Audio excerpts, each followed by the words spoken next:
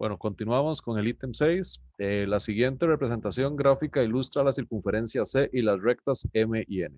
Ok, tenemos acá representadas la recta M, la recta N, y luego nos indican acá en el recuadro que R o K son puntos colineales. En este caso, si observamos acá la figura, R o K sería el segmento que nos va a unir estos puntos, de manera que si observamos, ese segmento corresponde a un diámetro de la circunferencia, ya que se nos está indicando que son puntos colineales R o K y además que O es el centro de la circunferencia. ¿Okay? Entonces están contenidos sobre una misma recta.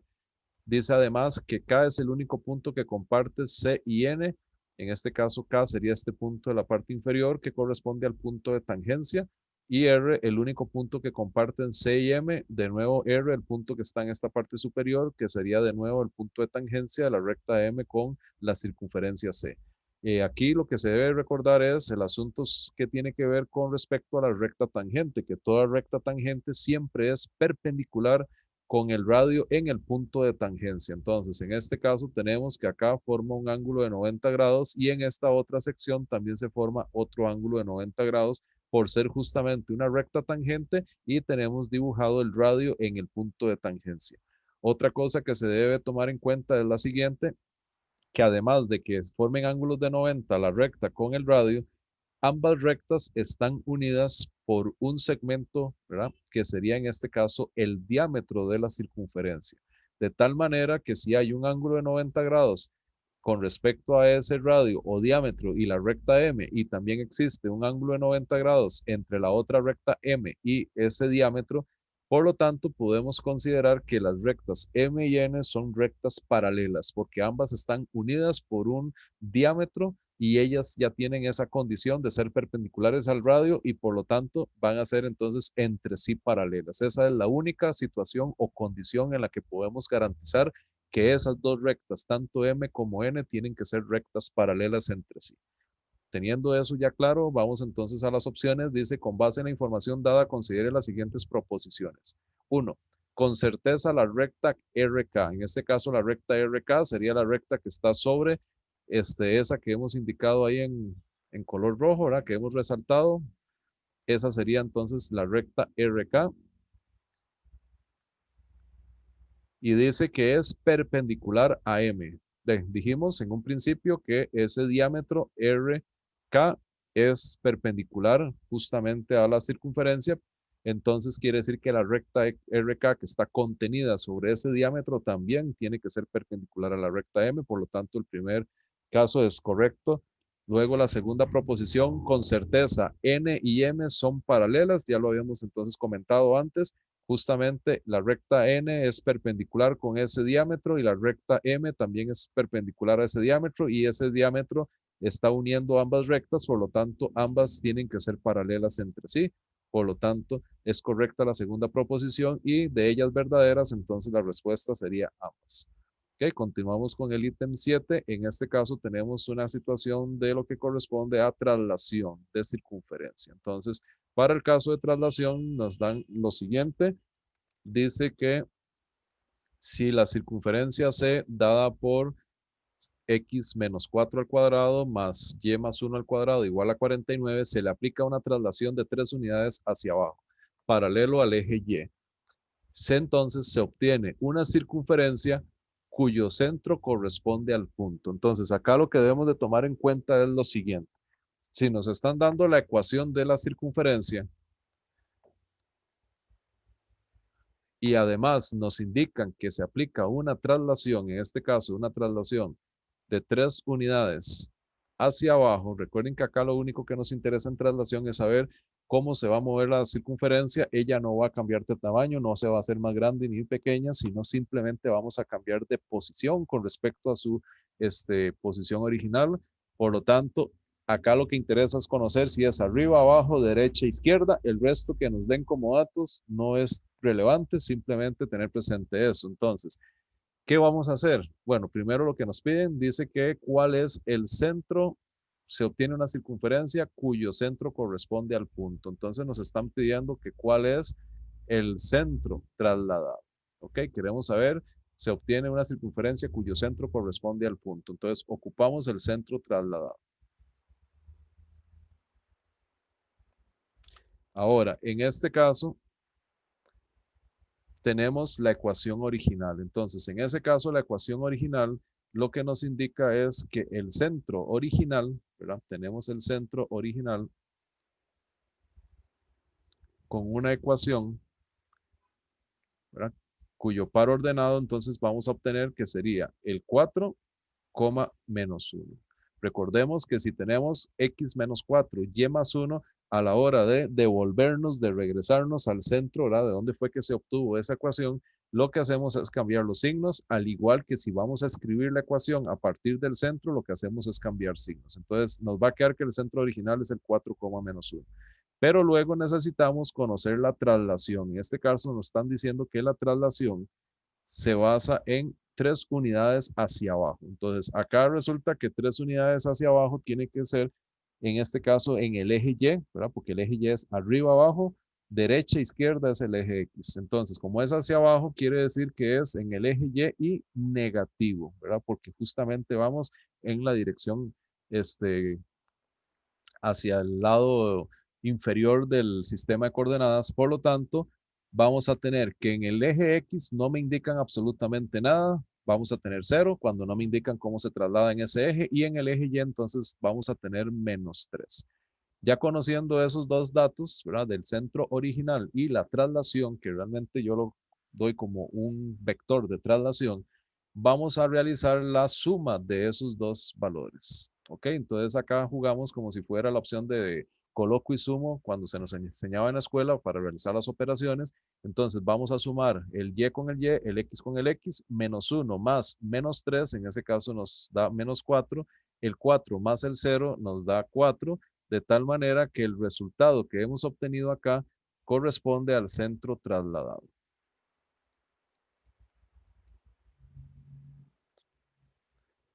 Ahora, podemos ver 4 en X y menos 4 en Y, de tal forma que la respuesta correcta, si observamos, sería la opción B.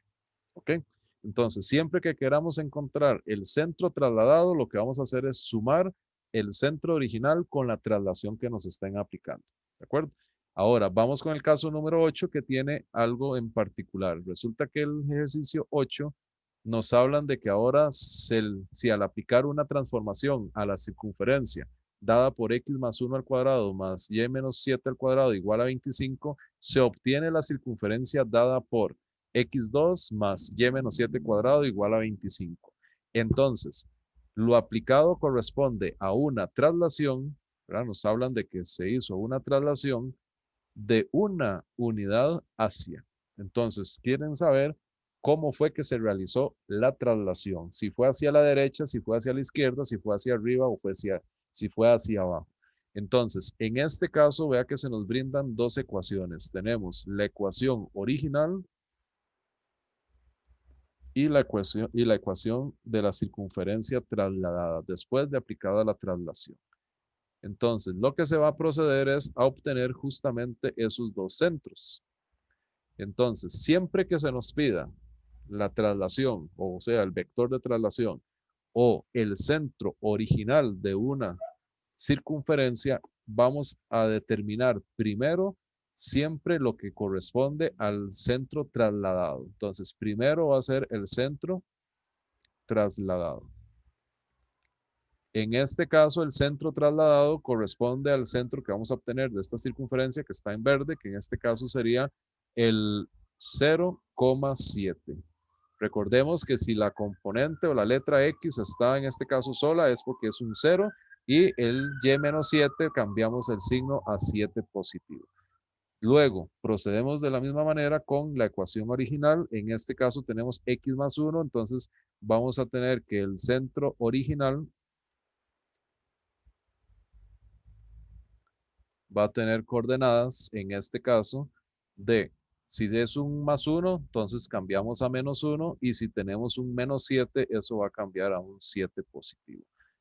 Luego de haber hecho este planteamiento, acá es donde vamos a tener cuidado porque en la ocasión anterior, que era encontrar el centro trasladado, siempre vamos a hacer una suma, siempre.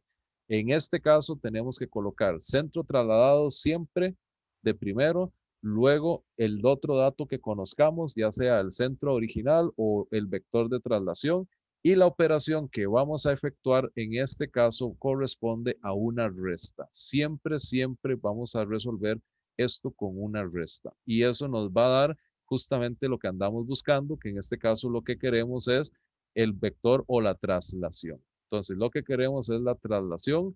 A la hora de hacer esta resta, obtenemos los siguientes resultados. Dice que el 7 menos 7, eso nos va a dar 0, y 0 menos menos 1, eso nos va a dar 1. Por lo tanto, la traslación consiste en 1,0. Como tenemos 0 en Y, quiere decir que no se hizo nada en vertical, ya sea arriba o abajo, no se hizo absolutamente nada, mientras que el 1 en X me indica que es en horizontal, lógicamente, derecha o izquierda, pero al estar positivo lo que está indicando es que es hacia la derecha.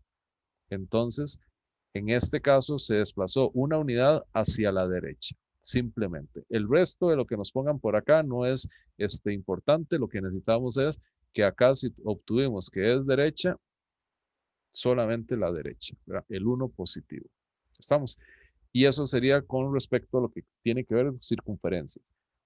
A partir de la pregunta 9 viene lo que son polígonos regulares. En este caso tenemos una figura formada por dos polígonos. Tenemos un cuadrado en este caso y luego dice que tenemos también un hexágono regular, ¿verdad? Para responder los ítems 9 y 10, considere la siguiente figura formada por un hexágono regular. Recordemos que si habla de regular, todos sus lados tienen la misma medida y el cuadrado, que lógicamente ya sabemos que todos sus lados son iguales, nos indican que la medida del segmento CD es 6.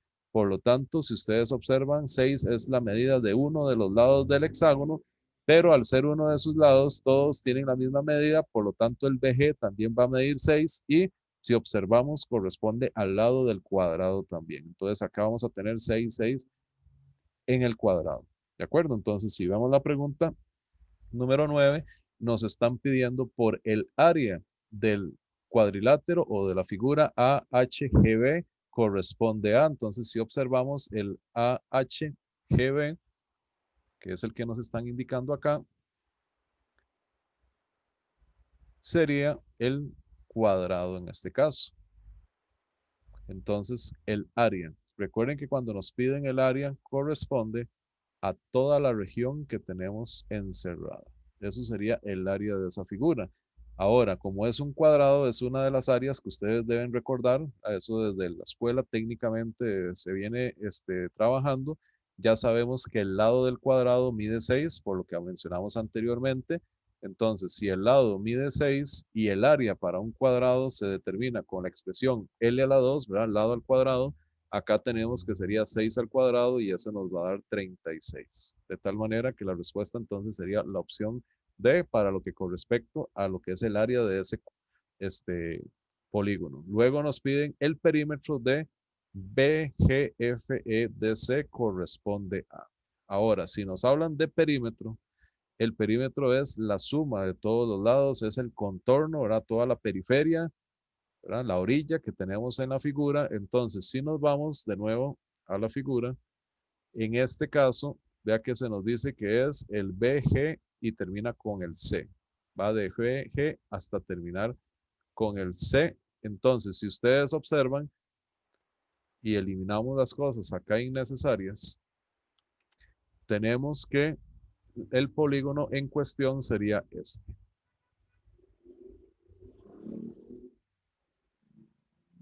Pero recuerden que ellos siempre terminan acá con la letra C, DC, pero como es perímetro, nosotros siempre necesitamos cerrar la figura por completo, ¿verdad? Siempre unir el punto donde terminamos con el punto donde se inició. Y ese sería entonces nuestro polígono a analizar, quedaría el hexágono, por lo tanto, recuerden que cada lado mide 6, según la información que tenemos acá de CD, y como son 6 lados, 6 por 6, vamos a obtener que el perímetro es 36. Recuerden que cuando hay que realizar sumas repetitivas de un mismo valor, es el equivalente de hacer una multiplicación. Entonces, en este caso, el perímetro va a ser multiplicar 6 por 6, que realmente lo que estamos haciendo es multiplicar el número de lados por lo que mide el lado. Una formulita que tienen que conocer y esto nos va a dar 36, que sería el perímetro para ese polígono. ¿De acuerdo? Eh, en algunas ocasiones, tengan cuidado porque puede ser que el polígono no sea tan sencillo como en este caso, sino que es probable que me hablen del perímetro, pero de la figura que abarca el B. Por ejemplo, si queremos el perímetro del B, A, H, G, F, E, D, C, en este caso el perímetro que me están pidiendo sería todo esto.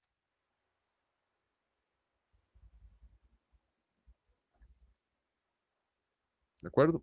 Entonces, en este caso, necesitamos tener presente que aunque sea la unión de ese hexágono con el cuadrado, realmente el perímetro es la zona que he resaltado con ese marcador y entonces recordar que los lados son de 6. Por lo tanto, si vemos en total hay cuántos lados que tenemos acá disponibles. Tenemos 3, 4, 5, 6, 7, 8 lados en total es lo que conforma esa configuración para lo que es el perímetro. Por lo tanto, el perímetro de ese polígono sería multiplicar 8, que es la cantidad de lados, por lo que mide el lado 6, y eso nos daría un perímetro de 48. Para que lo tomen en cuenta en ese tipo de situaciones donde se nos da una configuración un poco más compleja.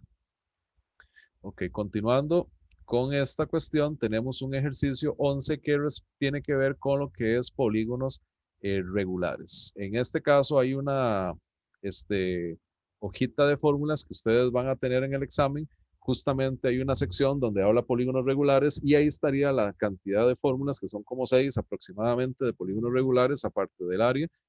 Entonces, en este caso tenemos una situación en particular, ¿verdad? Nos dicen que la medida de un ángulo central, ¿ya?, de un polígono regular es de 45 grados. Entonces tenemos el ángulo central de un polígono regular que es de 45 grados. Dice que el lado de ese polígono mide 6 centímetros o mide 6 simplemente y que nos piden entonces por el perímetro de ese polígono. Entonces nos están preguntando por el perímetro de ese polígono.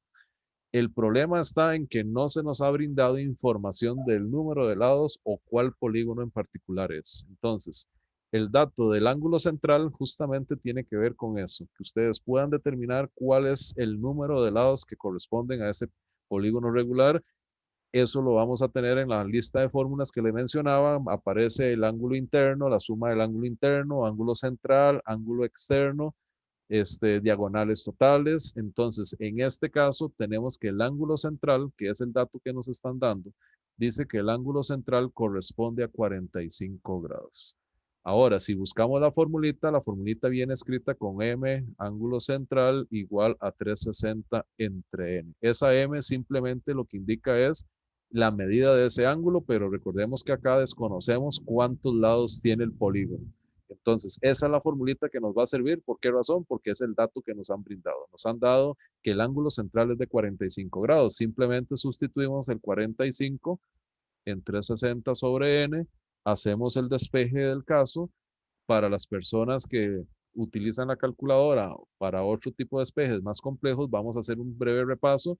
En este caso, la idea es escribir justamente la expresión así como la tenemos en la calculadora. Entonces sería el 45, el igual, en este caso lo activamos con la tecla alfa y cal, que es el que tiene ahí en rojo justamente el igual. Luego ponemos fracción 360 y abajo siempre vamos a tener la variable que en este caso es n, pero lo vamos a representar, no importa la letra, con X, que en el caso de este modelo calculadora tenemos la X justamente ahí ya con una tecla propietaria. Si lo quieren hacer con el procedimiento para el otro modelo, lo que hacemos es alfa y el que cierra paréntesis. Además, acá tenemos la otra calculadora que si ustedes pueden observar acá, el alfa con el que cierra paréntesis es la que nos permite escribir X en ese caso.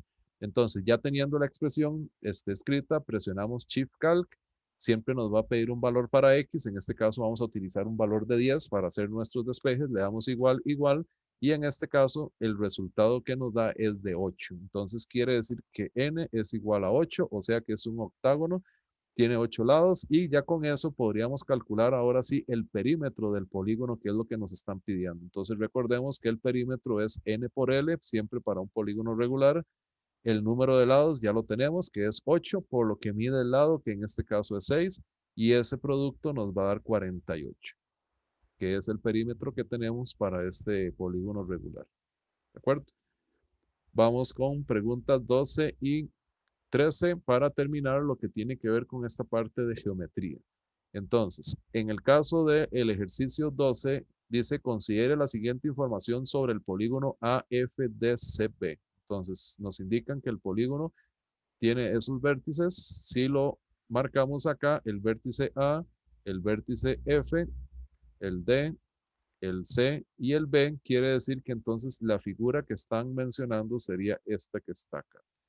Ahora, resulta que este polígono es un polígono irregular por el hecho de que, primero, no tiene todos sus lados de igual medida y número dos, la clave está en que siempre viene en un sistema de coordenadas, ¿verdad? Ese polígono se va a encontrar colocado en un sistema de coordenadas. Vamos a tener eje X, eje Y. Además, acá en este caso se ha brindado la información del segmento AB, que es uno de los segmentos que están acá en diagonal, cruzados, y vamos a analizar las diferentes opciones. Entonces dice la proposición 1, el área de AFDCB, o sea, del polígono que tenemos ahí marcado, corresponde a 44. Resulta que en el caso de polígonos irregulares, la idea es poder dividirlo en polígonos más sencillos, ¿verdad? Triángulos, rectángulos, cuadrados, calcular sus respectivas áreas y luego sumar esas áreas para obtener el resultado final. Esa sería una opción. La otra opción es poder encerrar ese polígono en un rectángulo. Entonces, siempre que la figura nos permita, vamos a encerrarlo en un rectángulo. ¿Con qué finalidad?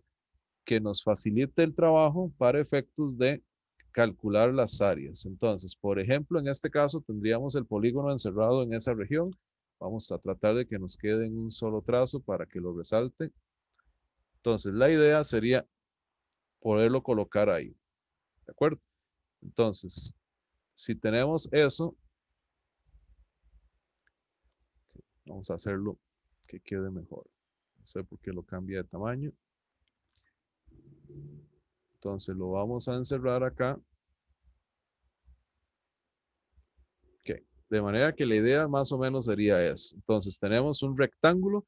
Entonces ese rectángulo, si observamos las dimensiones de la figura original, esa figura tenemos del -3 al 4, que serían los extremos de ese rectángulo, tenemos una separación de 7 unidades. En estos casos, lo que se procede es hacer 7 menos -3. Siempre al valor mayor, el que está a la derecha, le vamos a restar el que está a la izquierda.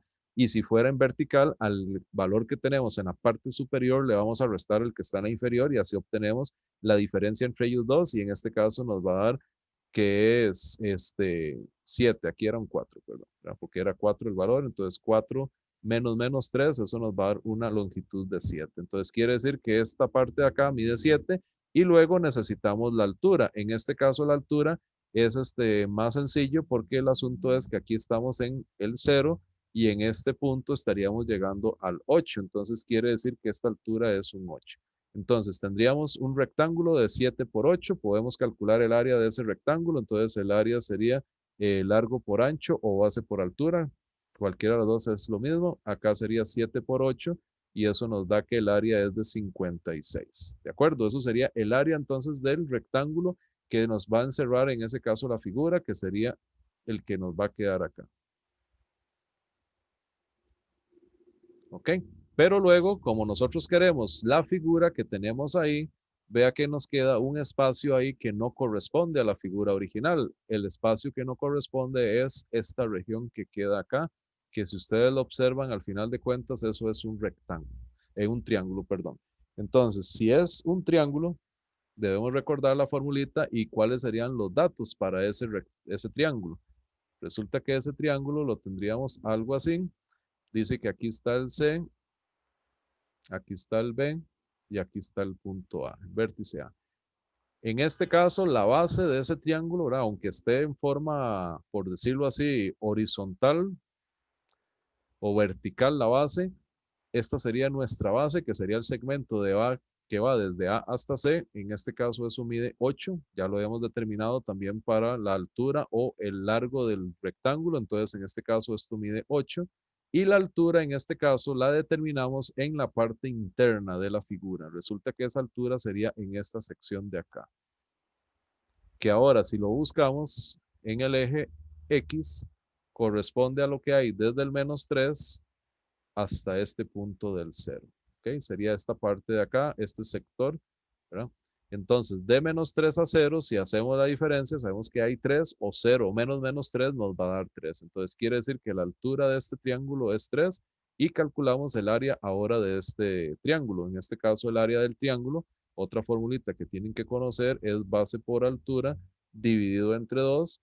Por lo tanto, la base en este caso es 8 por la altura que es 3 y dividido entre 2 y eso nos va a dar que el área de ese triángulo es 12 en este caso. Como ya tenemos las dos áreas, el área del polígono que nos están pidiendo, ¿verdad? El irregular sería la diferencia o la resta del rectángulo, ¿verdad? Que sería toda la región que abarca, menos ese triángulo, que es la parte que no forma, con respecto, no forma, digamos, parte de este polígono irregular. Entonces, vea que lo que queremos es que nos quede esa sección que está en color blanco, que está sin colorear justamente. Entonces, vamos a hacer la diferencia entre esos dos. Entonces, el área del polígono va a ser igual a 56, que es el área del rectángulo, menos el área del triángulo, que es la parte que no pertenece a esa sección que nos indicaban, y a la hora de hacer la resta, 56 menos 12, eso nos va a dar 44. Por lo tanto, el área de este polígono sería 44. Entonces, tenemos que la primera proposición es correcta. Ahora, si ustedes observan este ejercicio comparado con los que vienen en los otros exámenes, ya sea la prueba M o R, se darán cuenta que en los otros dos ha venido separado la pregunta del área y el perímetro, por lo tanto están jugando con 2 puntos. En esta prueba, que es la específica que se supone que es de adecuación, más bien han hecho el trabajo más difícil. Vea que la pregunta viene con la rayita para indicar que es una de las preguntas que se ha modificado con respecto a la que se está aplicando en general, cuando es que la prueba va en paralelo, ¿verdad? Que son similares en el momento. Tenemos que aquí nos piden el doble de trabajo por un solo ítem, un solo punto de la prueba. O sea, es más complicado realmente este trabajo que el que se hace en la otra prueba. Ok, entonces ahora vamos con el perímetro. Entonces, para el perímetro ya habíamos mencionado que el perímetro es el contorno, es la periferia, es la orilla, ¿verdad? Que abarcan estas figuras. Entonces, en este caso vamos a determinar ese perímetro. Vea que sigue siendo la figura AFDCB, o sea, la misma que hemos mencionado desde que iniciamos el ítem. No hay una variación. Hay que tomar en cuenta que en ocasiones vienen unas estructuras donde se puede dividir la figura en otras más sencillas y se puede entonces preguntar por ciertas cosas ya muy específicas o particulares. En este caso es la figura en general. Entonces, ¿qué se va a proceder en este caso? A determinar las dimensiones de los diferentes lados de ese polígono. Para ello tendríamos que el segmento que va desde F hasta D, si observamos, ese segmento va del 0 al 8, entonces dice que esto mide 8. El segmento de AF ya lo habíamos comentado anteriormente, que en ese caso era hacer la resta de 4 menos 3, eso nos va a dar 7 por acá.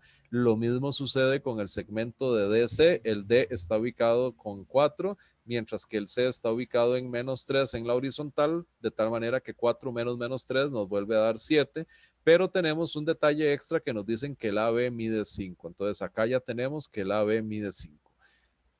Es un dato extra, se les está brindando, pero ocuparíamos la medida de CD. Ahora, en condiciones normales, no tendrían la medida de la diagonal o de los segmentos que están en diagonal o cruzados, como lo queramos ver, que están inclinados. Solamente podemos sacar visualmente del dibujo lo que son segmentos horizontales y verticales.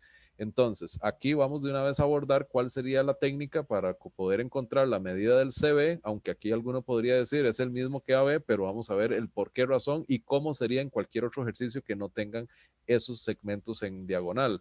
Lo que vamos a hacer es proceder a formar un triángulo rectángulo en la región que corresponde a ese segmento que necesitamos Vamos a tratar de que tal vez ahora sí me lo pueda dibujar. Queremos que quede el triángulo rectángulo.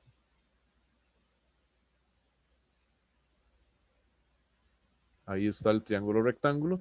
Ahora necesitamos, aquí hay un ángulo de 90 grados, conocer las dos dimensiones de lo que es la parte vertical horizontal, o sea, los catetos de ese triángulo rectángulo. Si tomamos en consideración las dimensiones que tenemos acá, podemos apreciar que este segmento abarca lo que es desde el 8 hasta el 4. Entonces, a 8 le quitamos 4, eso nos va a dar 4. Y este otro segmento, que sería la base del triángulo, corresponde a lo que va del menos 3 al 0 en este caso, ¿verdad? El vértice de acá está en 0, este otro vértice está en menos 3. La diferencia 0 menos menos 3, eso nos va a dar 3. Entonces, ya tenemos un triángulo rectángulo cuyas dimensiones son 3 y 4. Por acá tendríamos entonces los vértices. Dice que en este caso este es el vértice C, este es el vértice D. Queremos saber la medida de CB, perdón, ese es el B. Entonces queremos saber la medida de CB. Y entonces acá es donde entraría Pitágoras. Ahora, como en estos casos, esos lados inclinados o que están en diagonal o cruzados, va a ser siempre la hipotenusa del triángulo, porque así es como va a quedar. Vamos a utilizar una expresión directa, que en este caso, esta medida X corresponde a la raíz del cateto al cuadrado más el otro cateto al cuadrado. ¿Okay? Siempre, siempre lo vamos a calcular como la raíz del cateto cuadrado más cateto cuadrado, de tal manera que en este caso nos va a dar 5. Por lo tanto, ya tendríamos la medida también del segmento CD, que es 5. Entonces, ahora sí, ya teniendo esas medidas, podemos calcular el perímetro de este polígono irregular. ¿De acuerdo? Entonces sería simplemente hacer la suma de todos esos valores. Entonces, a la hora de hacer la suma, ¿qué obtenemos? Que en este caso dice que el perímetro es igual a sumar 7 más 8 más 7 más 5 más 5. Si realizan esa suma sería 10, 14, 24 y 24 más 8, 32.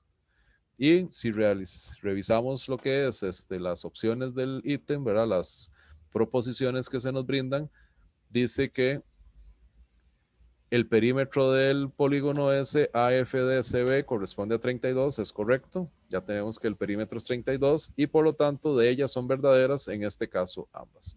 Y por acá quedaríamos con este otro video de la parte de geometría de la prueba específica de Bachillerato por Madurez 01-2019, fase A.